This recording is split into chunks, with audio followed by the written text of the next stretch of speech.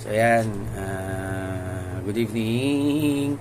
Pangatlong vid para baka sabihin naman ng iba nating mga nanonood hindi na ako namamansin ng mga comments karon sa mga questions.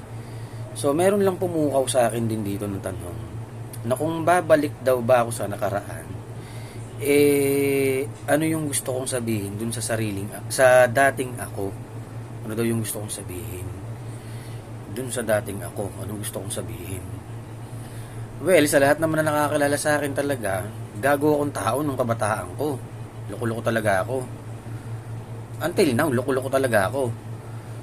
Dami kong kalokohang ginagawa. Pero lahat naman yun, naitama ko naman na.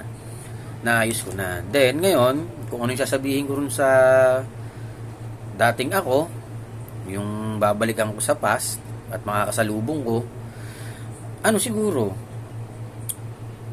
wag na wag ka nang babalik sa kung saan ka bumagsak.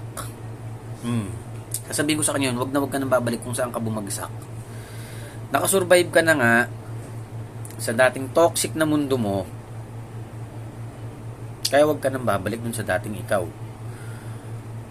Kung alam mo sa sarili mo na nasa tamang daan ka na, ituloy-tuloy mo na. Tuloy-tuloy mo na. Kasi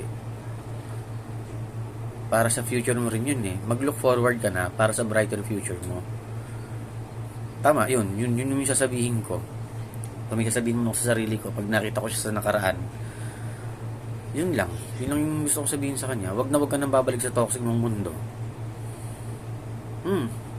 Tara, agad tayo. Night.